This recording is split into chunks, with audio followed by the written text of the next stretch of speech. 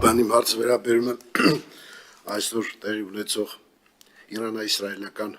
հակամարտությանը, ինչ վտանգներ եւ ռիսկեր ենք տեսնում մենք, որովհետեւ տնտեսությունը չի կարող ստերիլ գործել եւ չի կարող որևէ հակամարտություն, որ հատկապես տարածաշրջանային հարևան երկիրն է ներգրաված, պետք է որ մենք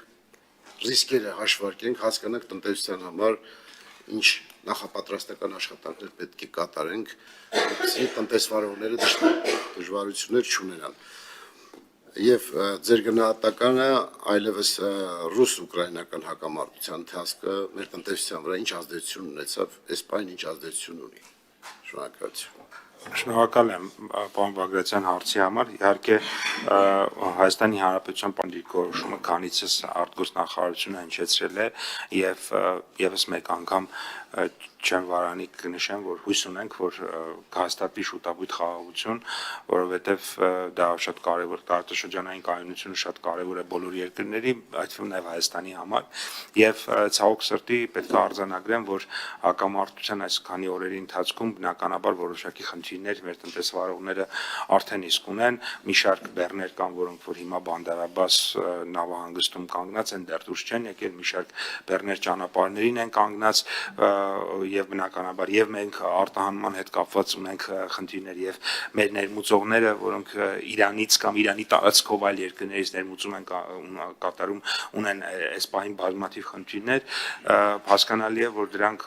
մակրոգործոններ են, որոնք որ մեր կառավարման շրջանակից շատ այսպես ասած ցավոք սրտի շատ փոքր չափով են գտնվում մեր տիրույթում եւ մենք հույս ունենք, որ երկու երկրների միջև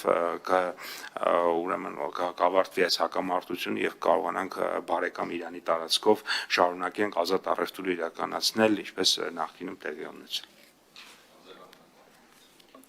Պարոն Պապյան,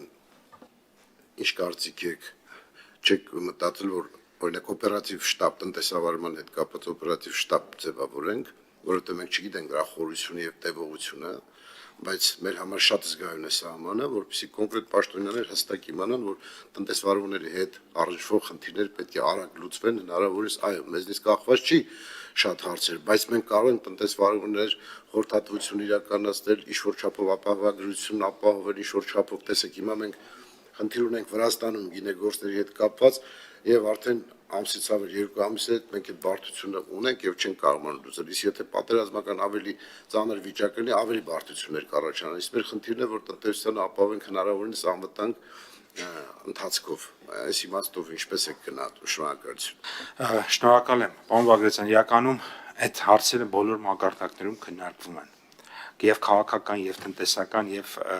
այո, տենց անունով շտաբ չունենք, բայց հավատացեք, այդ ձեր նշած բոլոր գործառույթները ամենավեր ռեժիմով իրականացվում են։ Օրինակ ես հիմա իմ ձեռքի տակ բացեցի ձևաչափ ունենք, տենց on-line, թե քանի մեքենա է հիմա օրինակ Վրաստանից անցել դեպի Ռուսաստան, քանիսն է այս պահին Լարսում կանգնած, քանիսը ունենք, որ դրականացել դեռ Լարս չի հասել, քանիսն է, որ Գիզի մաքսային անցակետում ընդ որում այդտեղ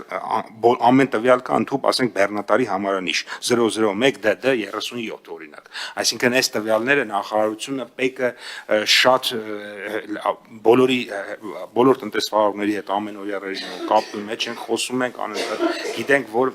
իրենցից լավ գիտենք ում մեքենան անցավ, ում մեքենան այստեղ է, ինչ խնդրեմ ունի եւ այլն, ու փորձում ենք լուծել եւ քիչ առաջ նաեւ ուրեմն Էլի Վրաստանի գործընկերներից նամակ ստացա, որ օրվա ընթացքում իրենք ինձ կզանգահարեն այս հարցի հետ կապված, որովհետև որոշակի դանդաղումներ մենք նկատում ենք։ Այսինքն տեսնում ենք մի պահ կար, որ ընդհանրապես ոչ մի մեքենա չէր գնում, հետո մի 1-2 օր որոշակի արագություն կար, որը բավարարում էր մեզ։ Հիմա կա տեմպ, բայց այդ տեմպը շատ դանդաղ է, օրը մի քանի մեքենա, որը էլի խնդրահարության մեզ համար, չնայած որ մենք մեր մասով բոլոր պայմանավորվածությունները, որ վերացական կառավարության ներկայացուցիչների հետ ունեցել ենք, բոլորը 100% պահպանել ենք եւ ակնկալում ենք, որ մեր Վրաստանի գործընկերները եւս իրենց մեր պայմանավորվածության իրենց մասը իրենք կպահպանեն։